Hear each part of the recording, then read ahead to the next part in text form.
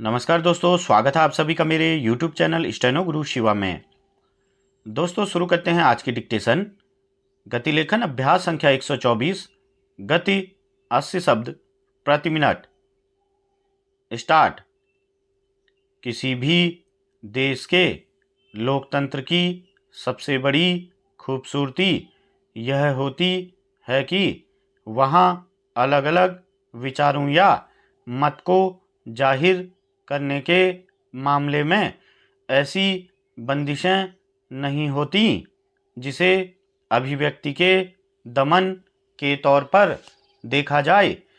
एक वैचारिक रूप से सशक्त और परिपक्व समाज अपने विवेक के स्तर पर इतना समृद्ध होता है कि वह किसी विचार में मानवीय मूल्यों और संदर्भों को दूरगामी परिप्रेक्ष्य में देख सके। विडंबना यह है कि विचारों की जिस भिन्नता की बुनियाद पर एक स्वस्थ समाज का सपना साकार हो सकता है, उसी को कई बार सवालों के कटघरे में खड़ा कर दिया जाता है और इस तरह उसका दमन करने की कोशिश की जाती है। सर्वोच्च न्यायालय ने एक बार फिर इस प्रवृत्ति को लोकतंत्र और अभिव्यक्ति के सामने चुनौती की तरह देखा और साफ शब्दों में कहा कि अगर विचार और राय व्यक्त करने की आज़ादी नहीं होगी तो सम्मानजनक जीवन जीना नामुमकिन होगा, जिसकी गारंटी संविधान के तहत दी गई है।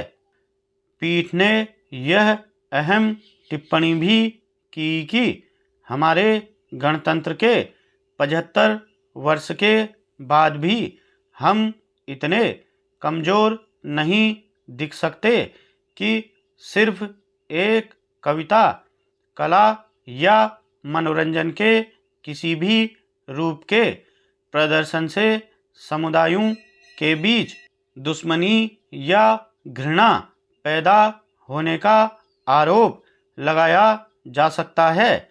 जाहिर है, अभिव्यक्ति पर बंदिश के लिए जिस तरह की परिस्थितियां रची जाती हैं, पिछले कुछ वर्षों में जिस तरह की चुनौतियां देखी जा रही हैं, वे देश में लोकतंत्र के लिए आखिरकार नुकसानदेह साबित होंगी और अदालत ने इसी को लेकर अपनी फिक्र जताई है। यह ध्यान रखने की ज़रूरत है कि कोई भी लोकतंत्र तभी और ज़्यादा मजबूत बनता है जब उसमें अलग अलग विचारों के प्रति भिन्न समुदायों के भीतर सहिष्णुता के लिए पर्याप्त जगह होती है। यों भी संविधान सभी नागरिकों को भाषण और अभिव्यक्ति की स्वतंत्रता का मौलिक अधिकार प्रदान करता है।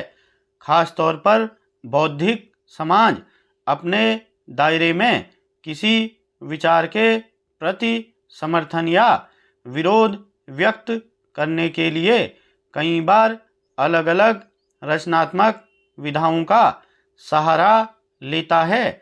उसमें कानून और संविधान के तहत मिली आज़ादी के दायरे में वैसा आलोचनात्मक स्वर भी हो सकता है जो किसी न किसी रूप में देश में लोकतांत्रिक मूल्यों को मजबूत करे।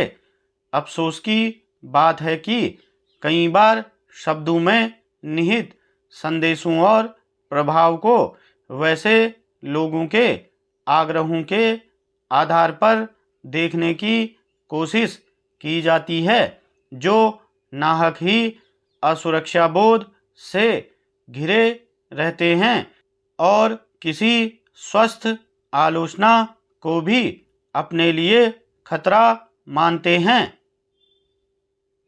स्टॉप।